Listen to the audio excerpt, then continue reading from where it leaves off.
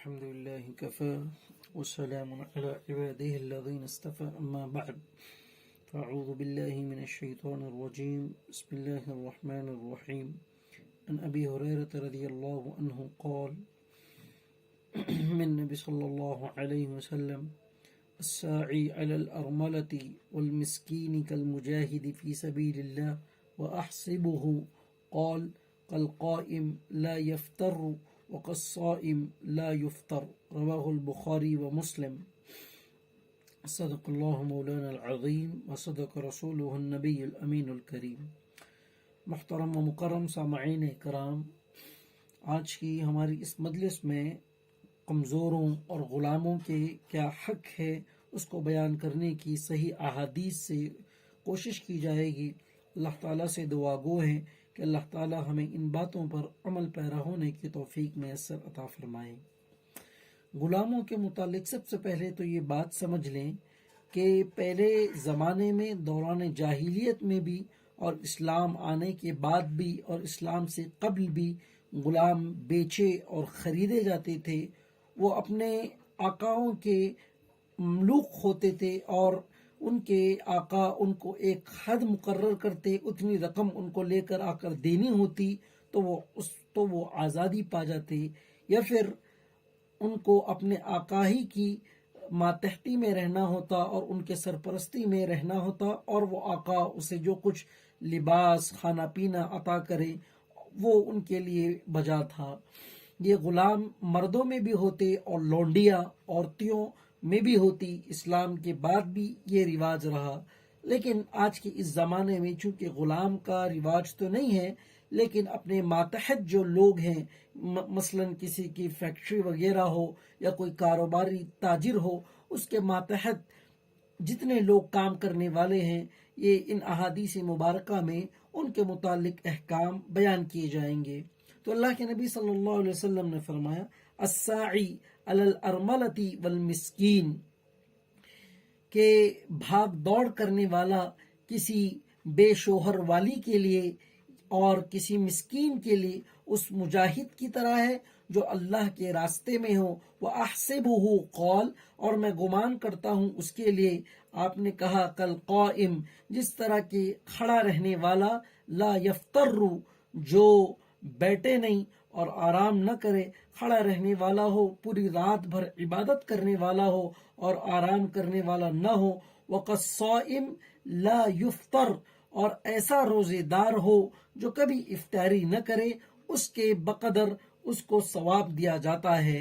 یعنی کہ کسی بے شوہر والی عورت کا ضرورتوں کو پوری کرنا، کسی مسکین کی ضرورت کو پورا کرنے پر بھی ایسا ہی ثواب ملتا ہے، جس طرح کے راتوں کو عبادت کرنے میں، جس طرح کے دن بھر روزے رکھنے میں، اور جس طرح کے اللہ کے راستے میں جانے سے جس طرح ثواب ملتا ہے، اس طرح ثواب ان تمام چیزوں کے کرنے میں ملتا ہے۔ کیونکہ اس میں جسمانی قوت بھی صرف ہوتی ہے، مالی قوت بھی صرف ہوتی ہے، جان کو خطرہ بھی ہوتا ہے، اس لیے اللہ کے نبی نے اتنا زیادہ ثواب اس میں عطا فرمایا۔ کفالت کا فائدہ، اللہ کے نبی صلی اللہ علیہ وسلم نے حدیث بیان فرمائی جس کو امام بخاری نے نقل فرمایا، انا وقافل الیتیم، میں اور یتیم کی کفالت کرنے والا، لہو او لغیرہ فی الجنت حاقہ، وہ یا اس کے علاوہ یہ دونوں لوگ جنت میں اس طرح ہوگے۔ یعنی کہ آپ نے اپنی بیچ شہادت کی انگلی اور بیچ کی انگلی وہ دونوں کو اکٹھا کر کے بتایا کہ یہ دونوں کے دونوں اس طرح ہوں گے۔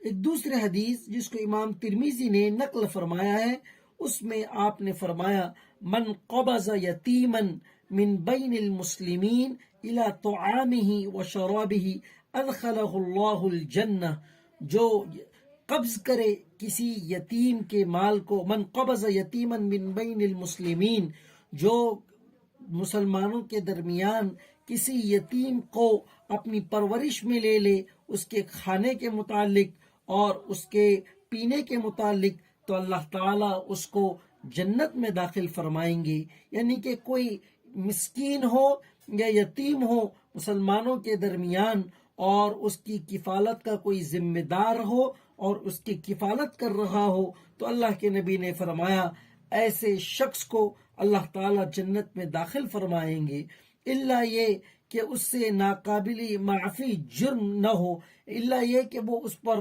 اپنے پاس رکھ کر اس سے ایسے کام کاج نہ کرواتا ہو جس کی اسلام میں گنجائش نہ ہو۔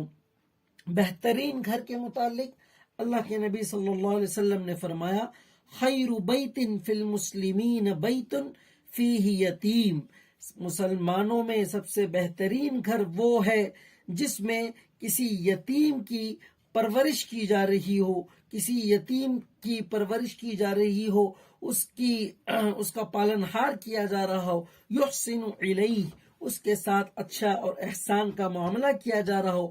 وشر بیت فی المسلمین بیت فیہ یتیم یساء الیہ، اس کو ابن ماجہ نے نقل فرمایا ہے۔ اور مسلمانوں میں سب سے برا گھر وہ ہے جس گھر میں کوئی یتیم ہو اور اس کے ساتھ برا سلوک کیا جا رہا ہو، یعنی کہ یہ ان رشتہ داروں کے متعلق بھی ہے کہ جو رشتہ دار ماں باپ کے مرنے کے بعد یتیم کو اس لیے پالتے اور پرورش کرتے ہیں تاکہ اس کے مال میں سے وہ ہڑپ کر جائیں، یا ان کے ماں باپ کا ترکہ جو اس یتیم کو ملنے والا ہے وہ اس کو نہ ملے، بلکہ وہ ان کی ماتحتی میں تمام کا تمام آ جائیں۔ ہاں، اگر ایسے رشتہ دار ہو جو کسی یتیم کی پرورش کر رہے ہو اور اس یتیم کا بہت سارا مال اور روپیہ بھی ہو، تو جتنا وہ مال اس پر لگا رہے ہیں اس کے بقدر ان کو لینا تو درست ہے، البتہ اس کے تمام مال پر قبضہ کرنا یہ کسی رشتہ دار کے لیے گویا جائز نہیں ہے۔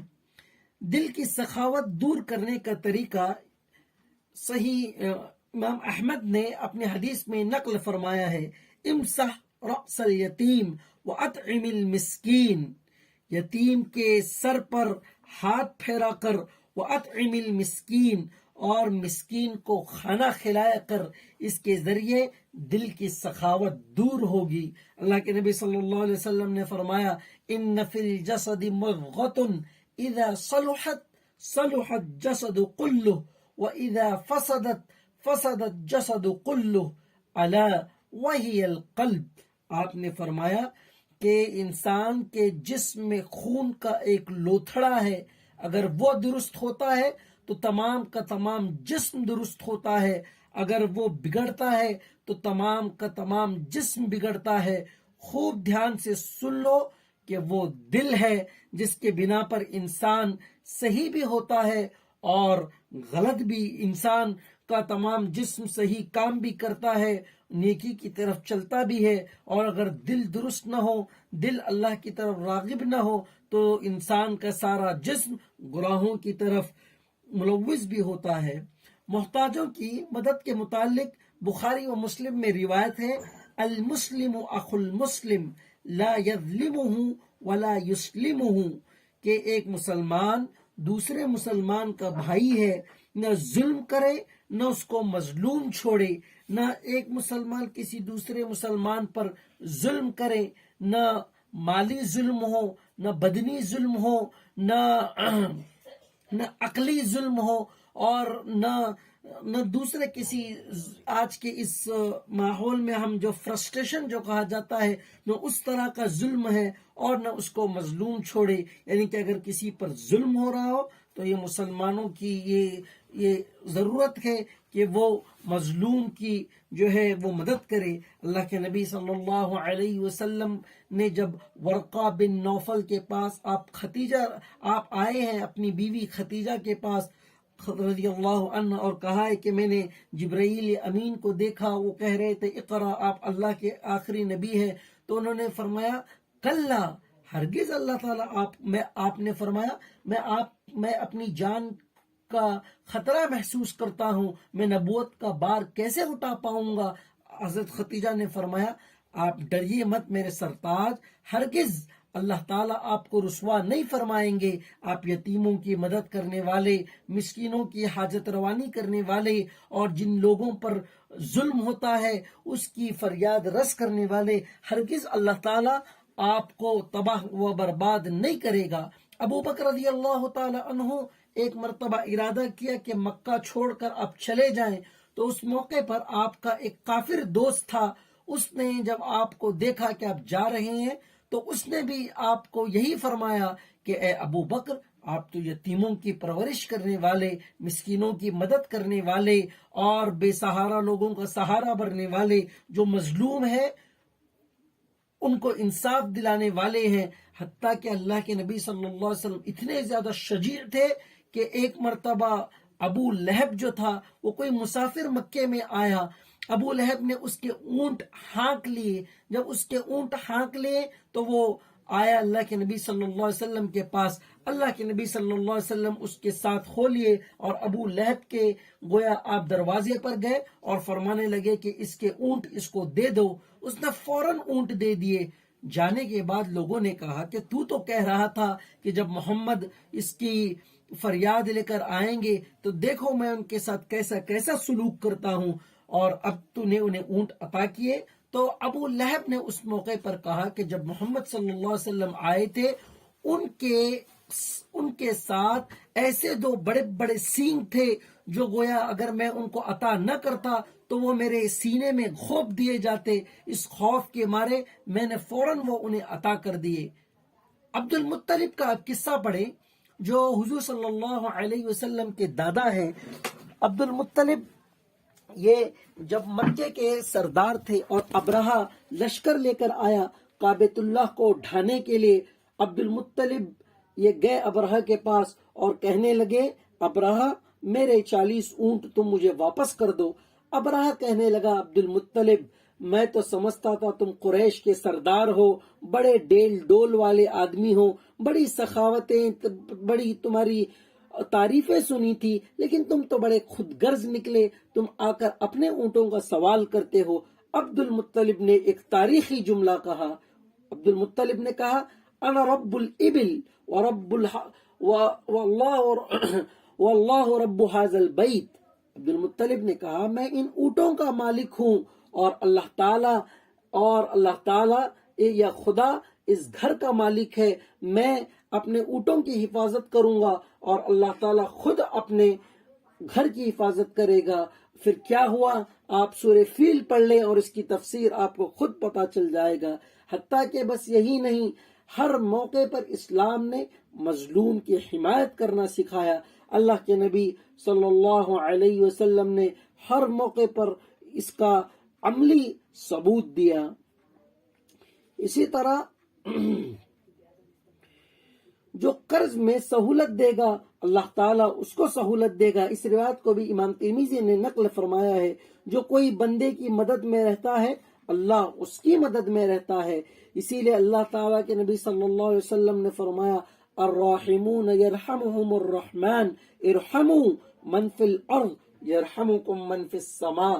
رحمان رحم کرنے والوں پر رحم کرتا ہے، تم زمین والوں پر رحم کرو، آسمان والا تم پر رحم کرے گا۔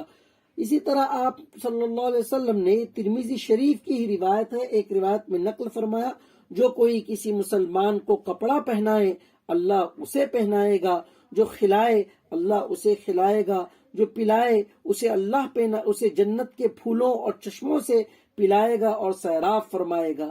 3 اہم کام جو بار بار ہر ہمارے درس میں آ رہے ہیں، چونکہ ان کی نسبت ہر درس سے ہو رہی ہے، وہ بخاری کی روایت ہے اطعم الجائع وعود المریض وفق العانی، کہ بھوکوں کو کھانا کھلاؤ، مریض کی عیادت کرو، اور قیدیوں کو جو ناحق کسی کا ظلم ہو رہا ہو یا سچ بات کہنے پر کسی کو ڈرا دھمکایا جا رہا ہو یا جیلوں میں ان کو ڈالا جا رہا ہو، ان کے رہائی کے کوشش اور کاوش کرو۔ اسی طرح اللہ کا سوال کہ یہ روایت ہمیں صحیح مسلم میں ملتی ہے، اللہ تعالیٰ کل قیامت کے دن بندے سے فرمائے گا اے میرے بندے میں بیمار تھا تو نے مجھے کپڑے نہیں پہنائے، میں بھوکا تھا تو نے مجھے کھانا نہیں کھلایا، میں پیاسا تھا تو نے مجھے پانی نہیں پلایا، میں بیمار تھا تو نے میری عیادت نہیں کی۔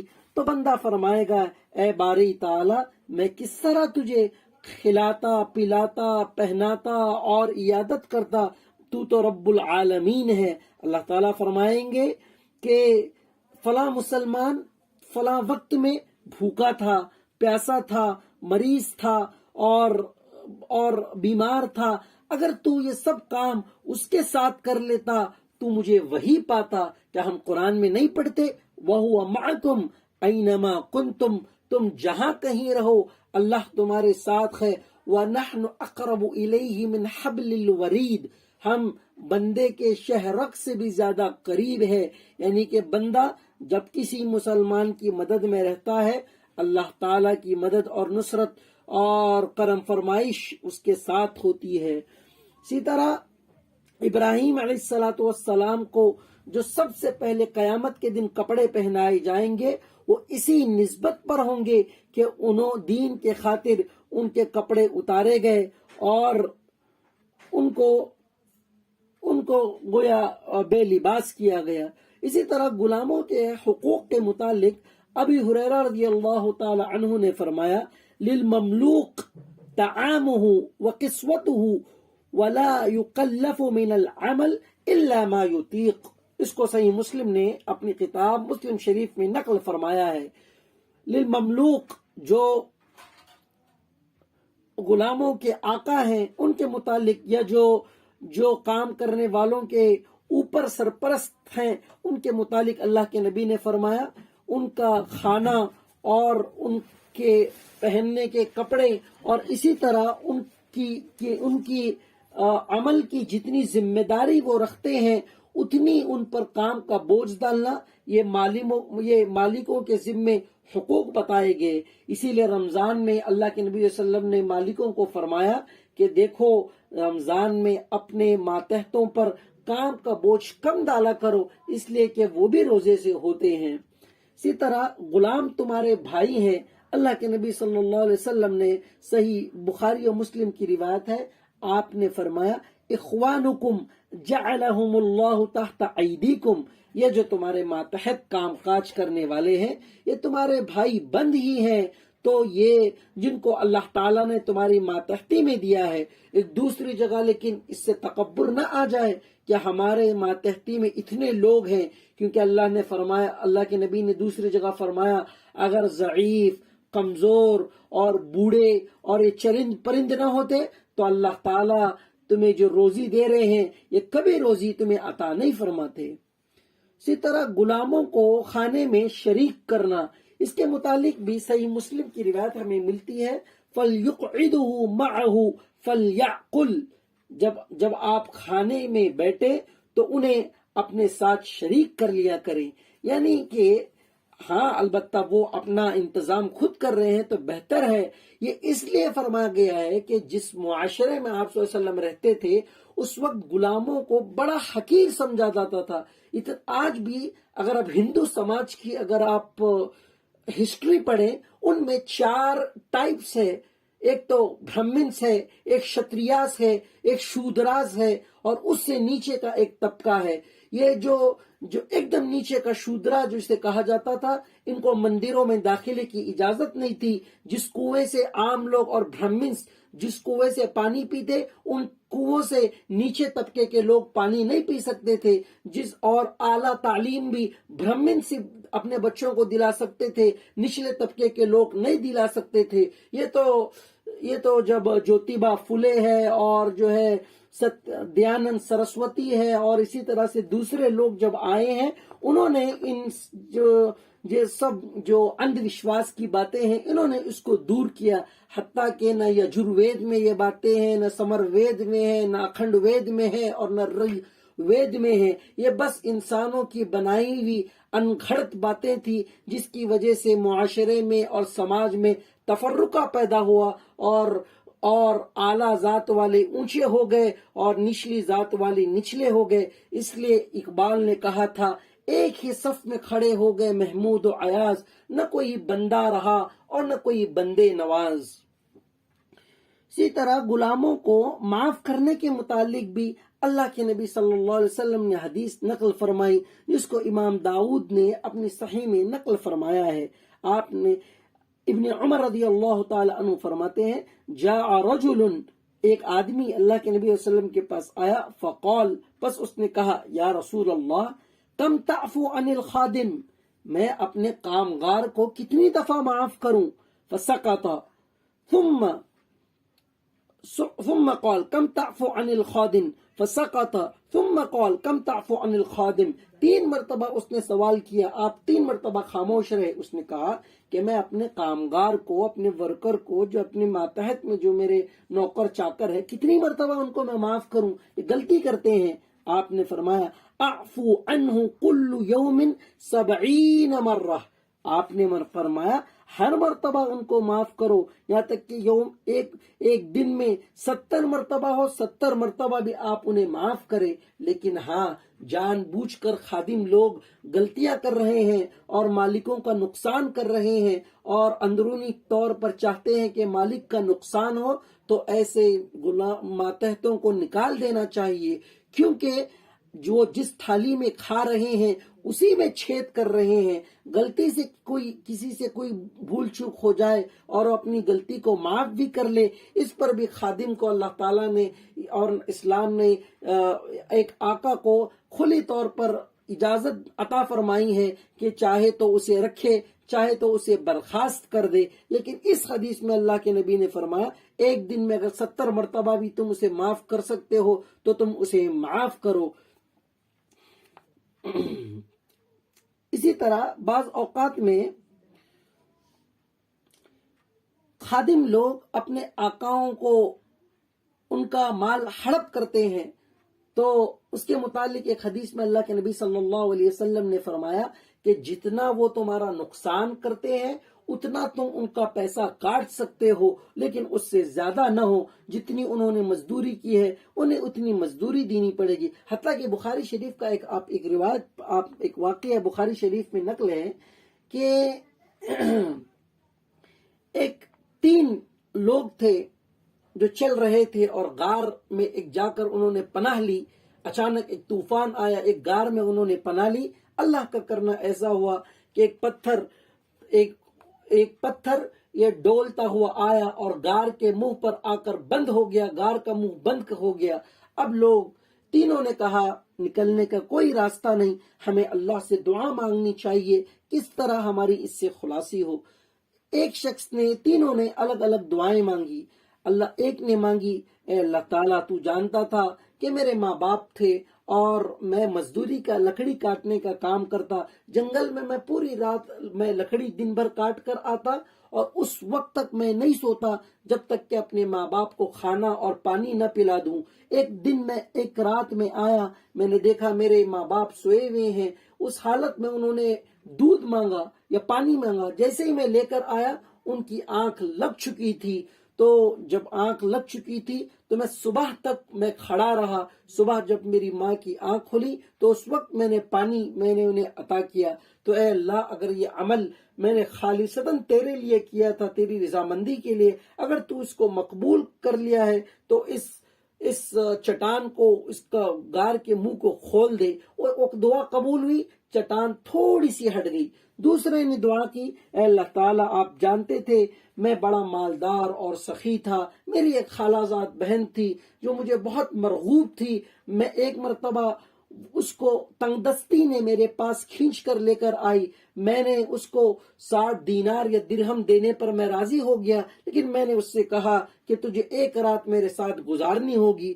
وہ بے کسی کے مارے راضی ہو گئی، لیکن جب وہ میرے پاس آ کر بیٹھی وہ کہنے لگی کہ میرے مہر کو مت کھول نہ جا اس طریقے سے، اور مجبوری نے مجھے اس حالت پر یہاں پر لے کر آئی ہے، اللہ سے ڈر۔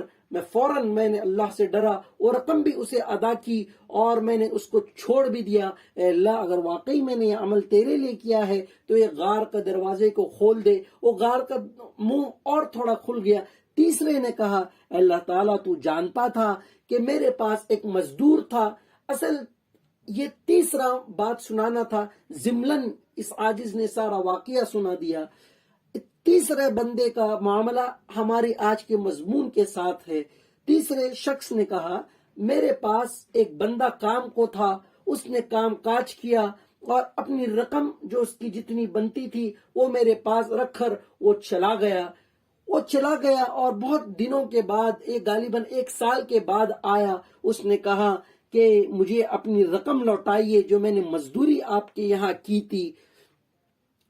میں نے اس شخص کو لے کر فلاں جگہ گیا اور اس کو ایک جگہ دکھائی جہاں پر بھیڑ بکریاں یہ چر رہے تھے. میں نے کہا فلاں یہ سارے بھیڑ بکریاں تیری ہے. اس نے کہا مجھ سے مذاق مت کر، جتنا میرا رقم بنتا ہے اتنا مجھے عطا کر. اس نے کہا جو تیری رقم تھی، جتنی تیری مزدوری تھی، میں نے اس سے تجارت کی. اللہ تعالیٰ نے تجارت میں مجھے اتنا نفع عطا فرمایا کہ یہ ساری بھیڑ بکریاں جو تو دیکھ رہا ہے اسی کا ثمرہ ہے.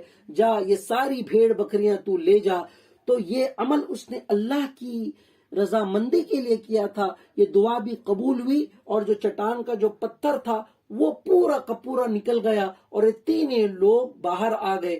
تو گویا مزدوری ادا کرنے پر گویا اللہ تعالیٰ نے اس کی دعا کو قبول فرمایا. اسی لیے اللہ کے نبی صلی اللہ علیہ وسلم نے فرمایا کہ ایک مزدور جب وہ مزدوری کرتا ہے تو اس کی پیشانی کا پسینہ سوکھنے سے پہلے اس کی مزدوری کو ادا کر دیا کرو. اس لیے کہ جس کسی پر بھی ظلم ہوتا ہے اللہ تعالیٰ اس کی دعا کو سنتے ہیں. لا حجاب بین اللہ و بین دعاء المظلوم، اللہ اور مظلوم کی دعا کے درمیان کوئی پردہ اور حجاب نہیں ہوتا. حتیٰ کہ ایک مظلوم کافر فاسق بھی کیوں نہ ہو، اللہ اس کی دعا کو بھی ضرور سنتا ہے. اب چنگیز خان کا واقعہ پڑھے. چنگیز خان نے کیوں مسلمانوں پر حملہ کیا؟ اس نے اصل میں مسلمانوں کی جب حکمرانی تھی اپنے ایک سفیر کو بھیجا. وہ سفیر جب چنگیز خان کا سفیر مسلمانوں کے بادشاہ کے پاس آیا اس وقت اس نے اس کی اس کی مونچھ کاٹ دی، آدھی داڑھی کاٹ دی اور آدھا سر اس کا گنجا کر بھیج دیا. جب یہ چنگیز خان کے پاس آیا اس وقت چنگیز خان یہ تیر کھیل رہا تھا، شکار کھیل رہا تھا. اس نے پہاڑ پر چڑھ کر دعا کی، اے مسلمانوں کے خدا مجھ پر ظلم ہوا ہے تو اس کا بدلہ عطا فرما. تو چنگیز خان وہ عذاب بن کر مسلمانوں پر برسا ہے کہ اس نے اینٹ سے اینٹ بجا دی. کیا فرات کی ندی، کیا دجلہ کے سمندر، سارا کا سارا مسلمانوں کی کتابیں جتنی لکھی ہوئی تھی وہ ان کتابوں کو نیست و نابود کر دیا. کیا عراق اور کیا اسی طرح دوسرے مسلمانوں کے ممالک جتنے مسلمانوں کے تحت تھے سب کے سب تحت نیست و نابود کر دیے. صرف ایک مصر مسلمانوں کا بچ گیا تھا، لیکن اللہ تعالیٰ نے انہی کے لوگوں میں، چنگیز خان ہی کے خاندان والوں میں ہلاکو خان، اختائی، چغتائی، اس کے بیٹوں میں اسلام کو دوبارہ زندہ کیا اور خانے کو مل گئے صنم خانے سے. جس طرح اقبال نے اپنے شعر میں کہا تھا، دوبارہ اللہ تعالیٰ نے اسلام کو عروج عطا فرمایا. یہیں ڈوبے وہیں نکلے، یعنی کہ اسلام کا سورج کبھی نیچے نہیں ہوا. ہاں مسلمانوں پر حالات آئے، شکستی کا وہ شکار ہوئے، لیکن اس کا بنیادی سبب تھا انہوں نے بھیجے ہوئے امبیسڈر اور سفیر پر ظلم کیا تھا. اسی طرح ماتحتوں اور غلاموں کو نہ مارنے کی بھی تعلیم اللہ کے نبی نے دی ہے. آپ نے فرمایا لا تضربوا اماءکم علی قصر انائکم فإن لها آجالا کآجالکم. اللہ کے نبی صلی اللہ علیہ وسلم نے فرمایا کہ تم اپنے ماتحتوں کو مت مارا کرو برتنوں کے ٹوٹنے پر، اس لیے کہ برتنوں کی بھی ایک عمر ہوتی ہے. یعنی کہ کوئی نوکرانی ہے، کوئی نوکر چاکر ہے، کوئی سیل کا کوئی کاروبار ہے، تو اگر کوکری اگر نوکر کے ہاتھ سے گر کر ٹوٹ جائے تو اسے مارا مت کرو. ہاں آپ اس کی تنخواہ میں سے پیسہ کٹ کر لیں یا اسے معاف کر دیں. اگر آپ تنخواہ میں سے پیسہ کٹ کر دیں گے تو آپ کا جو ہے وہ حساب مکمل ہو جائے گا. اس کے برخلاف اسے مارنا یا اس کی ماں بہن کی گالی دینا یہ صحیح عمل نہیں ہے. اس لیے کہ برتنوں کی بھی عمر ہوتی ہے جس طرح انسانوں کی عمر ہوتی ہے. اسی طرح بہقی کی روایت میں ہے کہ اللہ کے نبی صلی اللہ علیہ وسلم نے فرمایا من ضرب مملوکتا ظالما عوقد منہ یوم القیامہ. جو کسی من ضرب مملوکتن ظالمن، جو ظلم کرے اپنے ماتحت پر، اوقد منہ یوم القیامہ، قیامت کے دن اس سے بدلہ لیا جائے گا. یعنی کہ ماتحت نے کوئی چیز نہیں کی لیکن اس کو ماں بہن کی گالی دینا یا اس کو مارنا، تو اللہ قیامت کے دن اس کا فیصلہ کرے گا. کانٹا مارنے کی سزا، اس روایت کو تماچا مارنے کی سزا بھی روایت میں آتی ہے کہ من ضرب غلاما له جدا لم یأتہ او لطمہ فإن کفارته ان یعتقہ. اللہ کے نبی صلی اللہ علیہ وسلم نے فرمایا کہ جو کوئی تم میں سے کسی غلام کو چاٹا مارے تو اس کا کفارہ یہ ہے کہ اس کو بھی اتنا حق دیا جائے کہ وہ چاٹا مارے. کیا عمر نے بادشاہت کی تھی؟ عمرو بن عاص رضی اللہ تعالی عنہ کے صاحبزادے تھے، انہوں نے کسی غلام کو چاٹا مار دیا. عمر کو یہ داستان پہنچی تو عمر رضی اللہ تعالی عنہ نے عمرو بن عاص کو بھی بلایا، ان کے بیٹے کو بھی بلایا، اور اس جس پر چاٹا پڑا تھا اس سے کہا کہ عمرو بن عاص کو تم درا مارو یا چاٹا مارو، اور اسی طرح ان کے والد کو بھی مارو. یہ اس لیے تھا کہ اس کے بیٹے نے کہا تھا ہم گورنر ہے، ہم پر کوئی حکم چلانے والا ہے. جب اس نے یہ کیا تو انہوں نے کہا کہ تم نے اپنے بیٹے کو ایسی کیوں تربیت دی کہ آگے چل کر اس نے یہ الفاظ استعمال کیے. تو عمر رضی اللہ تعالی عنہ کو کسی طرح لوگوں نے سمجھایا بجھایا کہ آپ جو ہے کہ اسے مال دے کر اسے راضی کر دیا، کیونکہ ایسا نہ ہو کہ یہ ہر کوئی آنے والا اسی طرح کا دستور بنائے. عمر کی بڑی سخت عدالت ہوا کرتی تھی. اسی طرح آپ صلی اللہ علیہ وسلم نے صحیح مسلم میں فرمایا لَلَفَحَتْكَ النَّارُ أَوْ لَمَسَتْكَ النَّارُ، کہ جہنم کی آگ تم کو پیٹ میں لے لیتی. یعنی کہ اگر تم اس کا حق ادا نہیں کرتے تو اس چانٹا مارنے کی وجہ سے جہنم کی آگ تم کو اپنے پیٹ میں لے لیتی. اسی طرح حضور صلی اللہ علیہ وسلم کی یہ آخری وصیت تھی، الصلاة واتقوا اللہ فیما ملکت ایمانکم. اس کو امام ابو داود نے نقل فرمایا ہے کہ میری امت نماز اور ماتحتوں اور جو تمہارے ماتحت میں ہیں اور جو تمہارے انڈر میں ہیں ان کے متعلق اللہ سے ڈرتے رہنا، ان پر ظلم اور زیادتی نہ کرنا. ایک روایت جس کو امام ترمذی نے نقل فرمایا ہے، آپ نے فرمایا لیس منا من لم یرحم صغیرنا. آپ نے فرمایا جو ہمارے چھوٹوں پر رحم نہ کرے وہ ہم مسلمانوں سے نہیں. ولم یوقر کبیرنا، اور جو ہمارے بڑوں کا ادب نہ کرے وہ بھی ہم مسلمانوں میں سے نہیں. آج کے بچوں کا کیا حال ہے، نہ اپنے اساتذہ کا ادب کرتے ہیں، نہ معاشرے کے بڑے بوڑھوں کا ادب کرتے ہیں، اور نہ اسی طرح علماء دین کی قدر کرتے ہیں، بلکہ زبانیں اتنی بے لگام ہیں، نہ ماں باپ انہیں کچھ کہتے ہیں کہ کسی کا بھی انہیں خوف نہیں. اللہ کے نبی صلی اللہ علیہ وسلم نے فرمایا جو ہمارے چھوٹوں پر رحم نہ کرے، جو بڑوں کی قدر نہ کرے، جو علماء دین کی عزت نہ کرے وہ ہم مسلمانوں میں سے نہیں ہیں. غلاموں کو ہدایت اللہ کے نبی صلی اللہ علیہ وسلم نے دی. اور ابو ہریرہ رضی اللہ عنہ فرماتے ہیں نعم للمملوک ان یتوفاہ اللہ بحسن عبادہ ربہ وطاعہ سیدہ نعمہ. اسی طرح آپ نے فرمایا للمملوک ان یتوفاہ اللہ بحسن عبادتی، اس ورکر کے لیے، اس کامگار کے لیے دوہرا اجر ہے جو اپنے مالک یعنی اللہ کا بھی اچھی طرح سے حق ادا کرے اور اپنے آقا اور اپنے سردار کا بھی اچھی طرح سے حق ادا کرے. یعنی کہ جتنی مزدوری پر اس نے کام کو رکھا ہے پوری اس کی مزدوری ادا کرے، پورا اس کا کام ادا کرے، اس میں ڈنڈی نہ مارے. اسی طرح دوہرا اجر و ثواب کے متعلق ایک دوسری بخاری و مسلم میں روایت ہے ان العبد اذا نصح لسیدہ واحسن عبادت ربہ فلہ اجرہ مرتین.